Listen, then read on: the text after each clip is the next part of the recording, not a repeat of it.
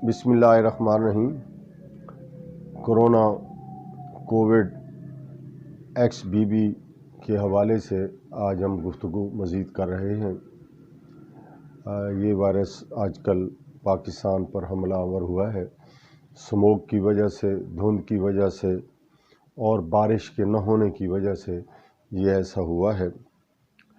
हम ये देखते हैं कि अक्सर लोग खांसी का शिकार हैं। हम देखते हैं कि अक्सर लोग बुखार में मुब्तला हैं। हम देखते हैं कि लोगों को भूख नहीं लग रही। हम ये देखते हैं कि लोगों के जिस्मों में दर्द है, जोड़ों में दर्द है और इसके साथ साथ सीने के अगले और बैक साइड कमर पर भी शदीद दर्द है। उठ बैठ नहीं सकते, कमज़ोरी बहुत है। तो इसकी तरफ हम तवज्जो नहीं दे रहे। ये दरअसल कोरोना की वो तीसरी किस्म है जो आजकल अटैक हो रही है, हम पर हमलावर हो रही है। 2019 31 दिसंबर को ये वायरस डिटेक्ट हुआ और उसके बाद फिर वैक्सीन भी बनाई गई जल्दी में। वो उससे बहुत सारा फ़ायदा भी हुआ, नुकसान भी हुआ। लेकिन फिर 2 साल के बाद फिर अटैक हुआ 21 में। वो वायरस दूसरा था। अब ये तीसरा वायरस, उस वक्त भी कहा गया था कि ये अपनी शक्ल भी बदल सकता है और इसकी अक़साम भी बहुत सारी हैं। तो जब तीसरा होगा तो बहुत सीवियर होगा। बिलाशुबा ये तीसरा अटैक है और ये अटैक इतना महलिक है कि शुरू में आपको महसूस ही नहीं होता कि आपको कोई तकलीफ़ है या नहीं। बस बंदा ज़रा सुस्ती महसूस करता है, भूख नहीं लगी तो नहीं खाता, प्यास नहीं लगी तो नहीं पीता पानी, और इसके साथ कमर दर्द या सीने का दर्द हल्का फुल्का हो तो वो उसकी तरफ तवज्जो नहीं देता।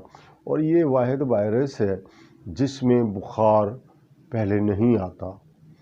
तो अगर आपकी कुव्वत मुदाफ़अत सही है, आपने अगर फ्रेश फ्रूट खाए हुए हैं या खा रहे हैं, आप अगर थोड़ा बहुत ड्राई फ्रूट का इस्तेमाल कर रहे हैं और बाज़ार की जंक फूड जो है उससे दूर हैं, ग़िज़ा मुतवाज़िन खा रहे हैं, तो फिर ये वायरस 80 दिन में 80%, यानी 80 दिन नहीं 80% ख़ुद ब खुद ख़त्म हो जाता है। क्योंकि बंदे की अपनी जो इम्यूनिटी है, अंदर कुव्वत मुदाफ़अत जो है वो उसको ले जाती है और आदमी को ठीक कर देती है। लेकिन अगर खुदा न खास्ता इसमें बंदे को कमज़ोरी हो और थोड़ी दिनों के बाद इसका जो इंक्यूबेशन पीरियड है वो 6-7 दिन आम है, लेकिन ये 15 दिन तक ले जाता है। उसके बाद अगर बुखार हो जाए तो ये फिर बड़ा महलिक होता है।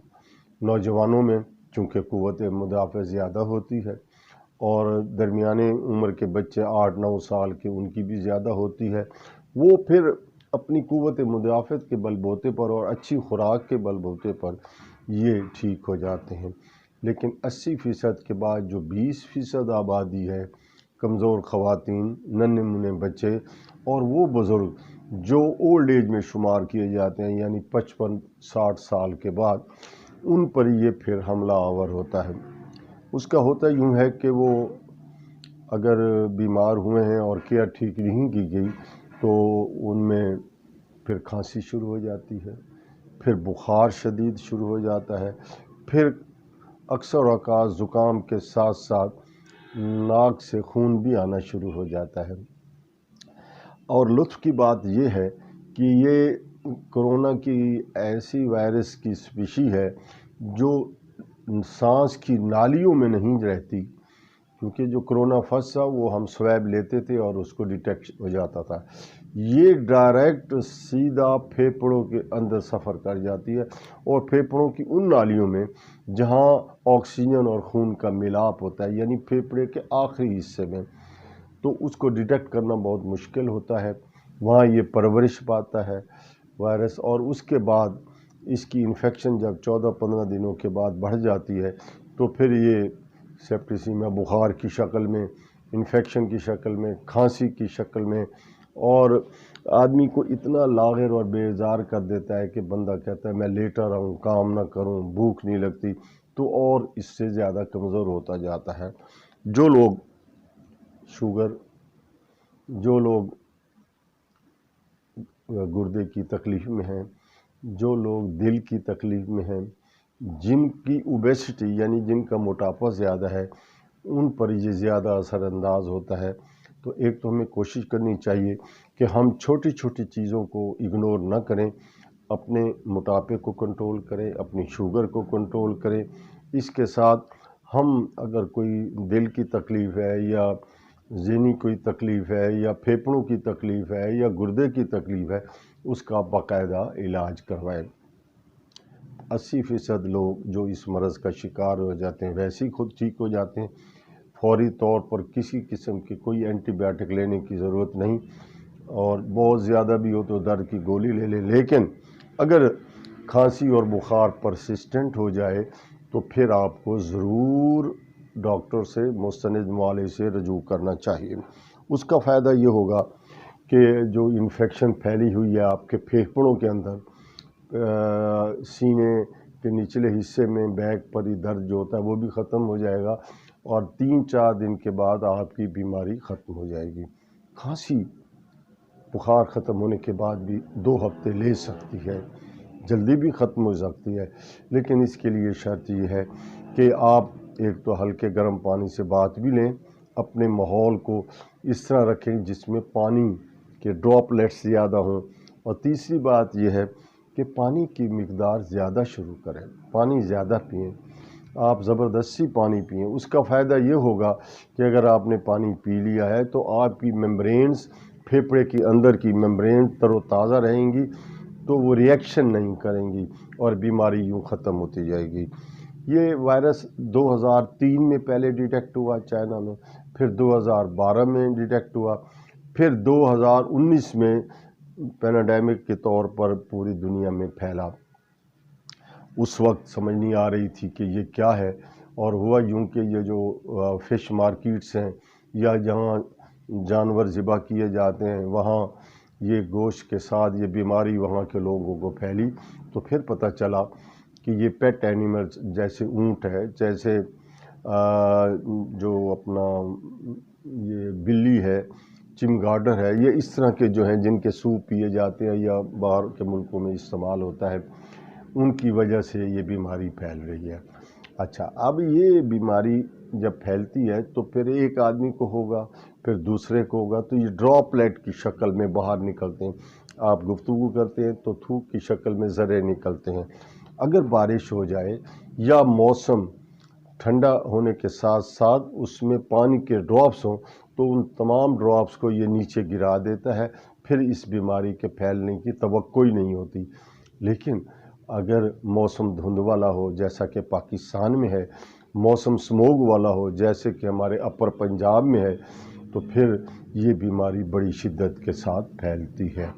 इसमें करना क्या चाहिए? इसमें एक बात ये है कि आप अपने हाथों को भी गीला रखें, चेहरों को भी गीला रखते रहें। मास्क ज़रूर पहनें डबल लेयर का, सिंगल लेयर का करेंगे तो वो चिपक कर उल्टा आपको नुकसान दे सकता है। डबल लेयर वाला मास्क पहनें, उससे ये होगा कि अंदर बाहर नहीं जाएगा और बाहर वाला जो जरासीम है वो अंदर अटैक नहीं कर सकेगा, और अंदर वाला जरासीम भी आपको किसी बंदे के लिए नुकसानदेह नहीं होगा, वो ठीक होता जाएगा। अगली बात यह है कि फ्रूट का इस्तेमाल करें। हम सबसे जो गलत काम करते हैं कि सर्दियों के दिनों में बहुत टाइट कपड़े पहनते हैं। टाइट कपड़े नहीं पहनने चाहिए, ऐसे कपड़े पहने जिनमें थोड़ी बहुत बदन को हवा लगे। उसका फ़ायदा ये होगा कि आपको जो ठंडी हवा आपके स्वेटर से और उससे गुज़र के जाती है, उसको अगर थोड़ा सा मार्जिन मिल जाए तो बदन की गर्मी से वो जरासीम मर सकते हैं, चाहे नाक पर है, इधर है, उधर है, वो सारे ख़त्म हो जाएंगे। दूसरी बात ये है, पानी का ज़्यादा इस्तेमाल करते रहें। हमें कोशिश करनी चाहिए कि एक दूसरे से थोड़ा सा डिस्टेंस भी रखें, और इसमें कोई बुरी बात नहीं है अगर थोड़ा सा 1 मीटर आप दूर बैठ जाएं, गुफ्तगू आराम से करें। खाना खाते वक्त एक दूसरों को प्लेटों के साथ मिलकर न बैठें, खुदा न खास्ता उसमें कोई वायरस हुआ वो आपके अंदर चला जाएगा तो फिर आपके लिए नुकसानदेह हो जाएगा।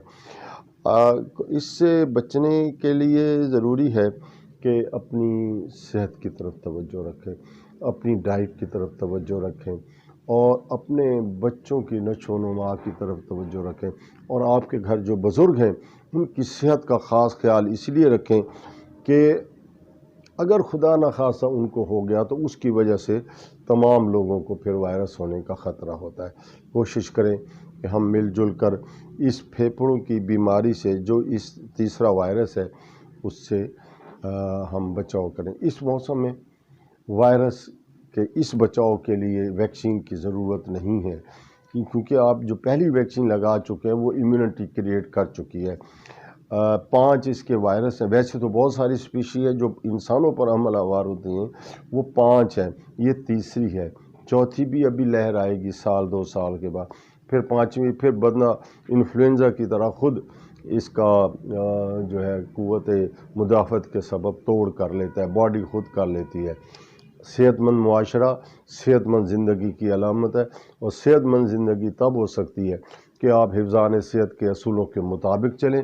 اگر آپ یہ چلتے ہیں، واک کو اپنائیں لیکن ماسک رکھ کے، دھند میں نہ جائیں، اور جہاں ہلکی پھلکی بارش ہو یا نہا لیا کریں ڈیلی، تو خود کو پانی کے ساتھ، پانی بہت ساری بیماریوں کا علاج بھی ہے، تو آپ اگر یہ سارے کام کر لیتے ہیں تو پھر اس کرونے کے موذی مرض سے بچا جا سکتا ہے۔ اپنے ہاتھ منہ 5 وقت جو نماز ہم پڑھتے ہیں، یہ بھی اس سے ہم بچ سکتے ہیں۔ ایک دوسرے کو ہاتھ ملانے سے گریز اس وقت کریں جب آپ اپنے ہاتھ نہ دھویا ہوا ہو۔